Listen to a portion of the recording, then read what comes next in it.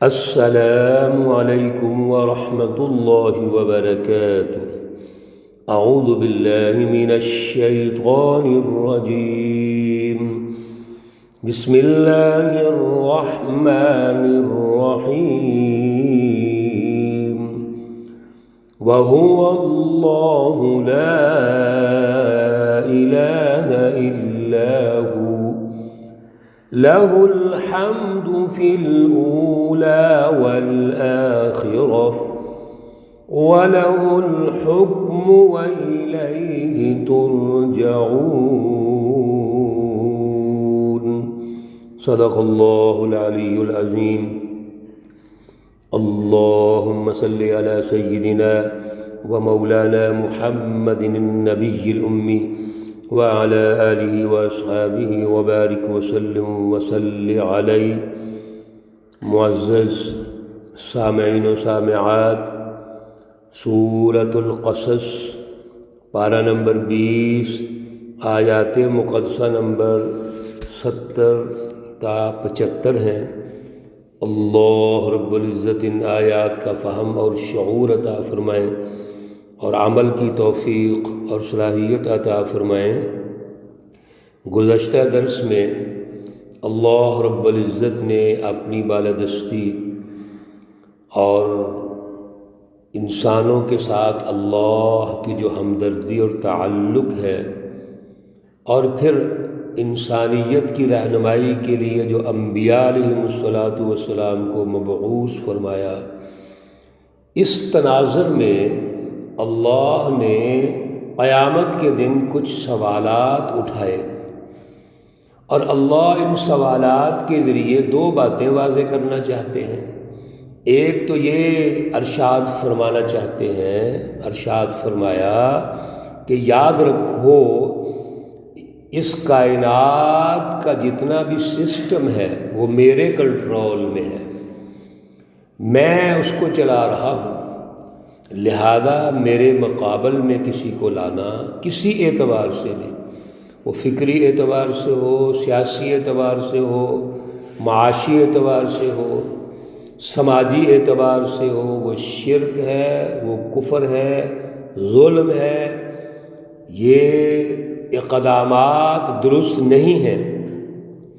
دوسرا، اللہ رب العزت نے ارشاد فرما دیا کہ اگر کسی سے بھول کر یا کسی کے کہنے پر بھی شرک ہو جاتا ہے، وہ ظلم اور کفر اس سے سرزد ہوتا ہے، تو اللہ فرماتے ہیں آپ میرے دربار پہ آئیے، میرے دربار پہ حاضر ہوں، سچی توبہ کر لیں، اعلیٰ ایمان اور اعلیٰ عمل و کردار لے آئیں، اللہ فرماتے ہیں ہم آپ کو معاف کر دیں گے، آپ پر اللہ رجوع فرما لیں گے، اللہ آپ کی توبہ کو قبول فرمائیں گے، اور آنے والی زندگی میں اللہ آپ کو دنیا اور آخرت میں سرخرو کریں گے۔ اللہ نے ان دونوں عنوانات کے ذریعے اپنی انسانوں سے جو محبت ہے، شفقت ہے اور سچی رہنمائی ہے، اس کا اظہار فرمایا ہے۔ آج کی آیات میں بھی اللہ اپنی بالادستی کا ذکر فرماتے ہیں، وہ فلسفہ توحید جس کے ذریعے سے انسان نے ترقی کرنی ہے، اللہ پھر ان انسانوں کو سمجھاتے ہیں، اللہ ان معاشروں کو سمجھاتے ہیں کہ آپ غور کیجئے۔ آیت مقدسہ نمبر 70 میں فرمایا وَهُوَ اللَّهُ، اللہ رب العزت کی ذات اقدس وہ ہے، لا الہ الا ہو، کوئی معبود نہیں ہے مگر صرف وہی ہے، کوئی حاکم نہیں، کوئی بڑی طاقت نہیں، وہی ایک اللہ ہے۔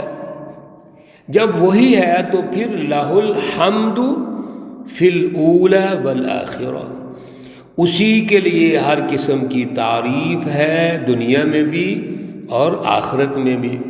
وَلَهُ الْحُكْمُ، اور اسی کا حکم ہے، وَإِلَيْهِ تُرْجَعُونَ، اور اسی کے پاس ہم نے واپس لوٹنا ہے، لوٹ کے واپس جانا ہے۔ جب اسی اللہ نے ہمیں پیدا کیا، اسی نے دنیا میں بھیجا، اسی کا حکم ہے، اسی کا آرڈر ہے، اسی کی رٹ ہونی ہے، اسی کے پاس واپس جانا ہے، تو میرے عزیزوں، بہنوں اور بھائیوں، تعریف بھی اسی کی ہونی چاہیے۔ تعریف سے مراد یہی ہے کہ بالادستی اللہ کی ہونی چاہیے۔ اللہ رب العزت نے پھر کائنات پر غور و فکر کے لیے ہمیں وہ اعلیٰ ترین امتیازات جو انسان کا بنیادی وصف ہے، غور و فکر، اللہ نے توجہ دلائی ہے کہ آپ غور و فکر کرو اللہ کی کائنات پر، اللہ رب العزت کی مخلوقات پر۔ آئیے غور کرتے ہیں۔ قل، فرمائیے، کہہ دیجئے، ارأیتم، کیا تم نے دیکھا ہے، ان جعل اللہ علیکم اللیل سرمدا، اگر بنا دے اللہ تمہارے اوپر رات سرمدن ہمیشہ، الی یوم القیامہ، قیامت تک، یعنی قیامت تک اللہ رات ہی رات بنا دے، دن ختم کر دے، تو من الہ غیر اللہ، کون حاکم ہے، کون معبود ہے اللہ کے علاوہ، یأتیکم بضیاء، کہ تمہارے پاس روشنیاں لے کے آ جائے، افلا تسمعون، کیا پس تم سنتے نہیں ہو؟ بڑا خوبصورت پیارا انداز ہے اللہ کا، سبحان اللہ۔ اللہ فرما رہے ہیں کہ ذرا غور تو کرو، رات آئی ہے، تم آرام کرتے ہو، اگر یہ ساری عمر رات ہی ہوگی تو کیا کرو گے؟ کسی کی حیثیت ہے کہ دن کو لے کے آئے؟ پھر آگے فرمایا، قل ارأیتم، فرما دیجئے، کہہ دیجئے، ارأیتم، کیا تم دیکھتے ہو، ان جعل اللہ علیکم النہار، اگر بنا دے اللہ تعالیٰ تمہارے اوپر دن کو سرمدن ہمیشہ کے لیے، الی یوم القیامہ، قیامت تک، من الہ غیر اللہ، کون حاکم ہے، کون معبود ہے، کون کارساز ہے، کس کی وقت اور مجال ہے اللہ کے علاوہ، یأتیکم بلیل، کہ وہ رات لے آئے، تسکنون فی، جس میں تم آرام حاصل کرتے ہو، افلا تبصرون، پھر کیا تم دیکھتے نہیں ہو؟ اگر اللہ رات لے آئے، دن نہ آئے، یا دن آ جائے ساری عمر قیامت تک رات نہ آئے، تو کون تبدیل کرے گا؟ اللہ اس عنوان سے یہ سمجھانا چاہتے ہیں کہ رات بھی اللہ نے پیدا کی، دن بھی اللہ نے پیدا کیا، یہ اللہ کی تخلیقات ہیں، مخلوقات ہیں اللہ کی، تو پھر تم غور نہیں کرتے؟ اللہ کے دلائل، میرے عزیزوں، غور کریں آپ اللہ کے ریفرنسز پر، دلائل پر، کہ اللہ وہ دلائل دیتے ہیں جن کا انکار کیا ہی نہیں جا سکتا۔ کوئی مسلمان ہو، غیر مسلم ہو، جس پر انسان کا لفظ بولا جاتا ہے، کیا اس کو پتہ نہیں کہ سورج غروب ہوا تو رات آ گئی، سورج طلوع ہوا تو دن آ گیا، اور یہ سورج کو جو صلاحیت دی ہے اللہ نے طلوع ہونے کی، غروب ہونے کی، یہ اللہ نے دی ہے، کوئی اور دے سکتا ہے؟ پھر اللہ تعالیٰ فرماتے ہیں، غور کرو، وَمِن رَحْمَتِهِ، اور اس کی مہربانی ہے، یہ اللہ کی مہربانی ہے، جَعَلَ لَكُمُ اللَّيْلَ، اللہ نے تمہارے لیے رات بنائی، وَالنَّهَارَ، اور دن بنایا، اور رات کیوں بنائی؟ لِتَسْكُنُوا فِيهِ، تاکہ اس میں آپ سکون حاصل کریں، چین حاصل کریں، اور دن کیوں پیدا کیا؟ وَلِتَبْتَغُوا مِن فَضْلِهِ، آپ اللہ کے فضل کو دن میں تلاش کر سکیں، وَلَعَلَّكُمْ تَشْكُرُونَ، اور تاکہ تم اللہ کا شکر ادا کر سکو۔ ذرا غور کیجئے میرے عزیزوں، اللہ رب العزت رات اور دن کی پیدائش کے جو اثرات و نتائج ہیں اس کو انسان کے ساتھ جوڑ رہے ہیں، کہ رات پیدا کی تاکہ تم آرام حاصل کرو، سکون حاصل کرو، ریسٹ کرو، اپنی نیند پوری کرو۔ کیوں؟ یہ آپ کے جسم کے لیے ضروری ہے، انسانی باڈی کے لیے آرام ضروری ہے۔ اللہ نے انسان کی یہ بنیادی ضرورت رکھ دی ہے، اس لیے فرمایا لعلکم تشکرون، تم شکر ادا کرو۔ پھر دن آ گیا، کیوں؟ تاکہ اللہ کا فضل تلاش کرو، رزق تلاش کرو۔ یہ بھی انسانی باڈی کے لیے ضروری ہے، غذا اور بنیادی رزق جس سے انسان کی جسم کی نشو و نما ہونی ہے، انسان کے جسم میں طاقت آنی ہے۔ غذا اور رزق کے ذریعے سے انسان کی باڈی بڑھے گی، ترقی کرے گی، یہ ضروری ہے۔ یہ معاشی سسٹم ہے پورا، یہ معاشی نظام اللہ نے انسان کے ساتھ جوڑ دیا۔ اور یہ کہاں سے آپ تلاش کرتے ہیں؟ صبح کے وقت رزق۔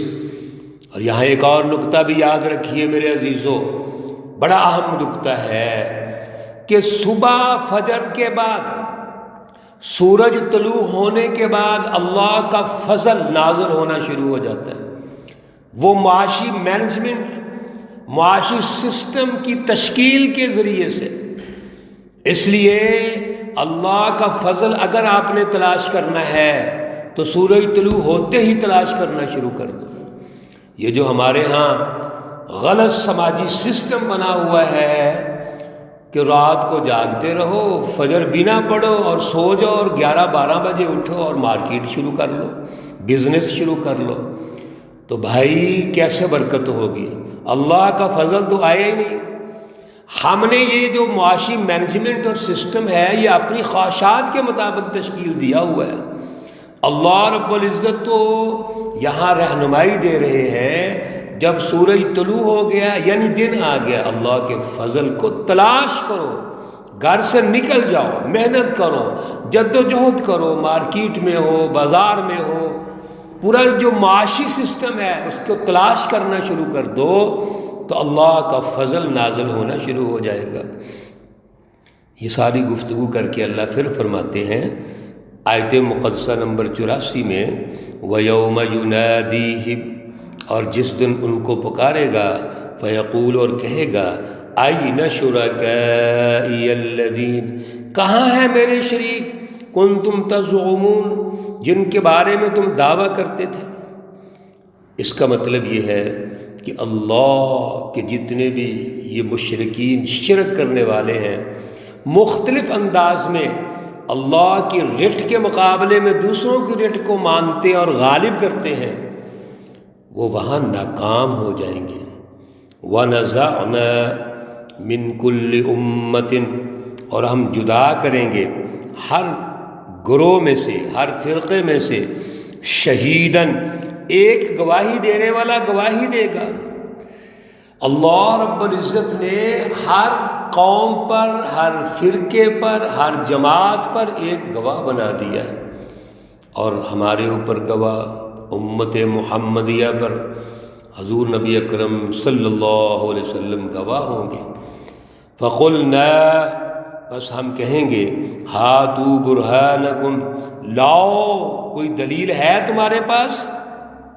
فعلموا، بس جان لیں گے، ان الحق للہ۔ میرے عزیزو، دوستو، بہنوں، بھائیو، وہ ایسا موقع ہوگا جب اللہ رب العزت کے مقابلے میں کوئی ایک لفظ بھی نہیں بول سکے گا۔ اب پتہ چل جائے گا ان الحق للہ، بے شک حق، سچ اللہ کی طرف سے ہے، اللہ کے لیے ہے۔